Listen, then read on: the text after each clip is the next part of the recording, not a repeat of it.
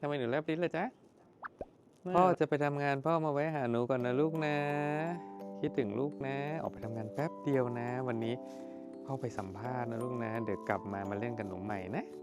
ระหว่างนี้เดี๋ยวพาหนูดูห้องก่อนนะนี่ตรงนี้ตาแป๋วเลยตรงนี้นะลูกนะอันนี้มีมือหนูด้วยตอนเล็กๆนะแล้วก็มีเท้าหนูด้วยมีรูปหนูด้วยนะเฟียนะลูกนะวันนี้คือสิงโตช้างนะลูกนะเสือชีต้า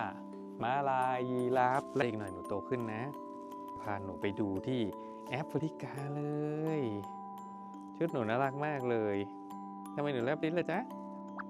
น่ารักจังเลยดูสดชื่นนะตาแป๋วเลยนะหนูเก่งเนี่ยเดี๋ยวพ่อจะพูดกับหนูบ่อยๆนะให้หนูแบบว่าฝึกภาษานะเดี๋ยวเดือนหนึ่งหนูพูดเป็นละเราคุยกันนะลูกนะตอนนี้หนูก็เกิดมาได้14 วันแล้วนะลูกนะ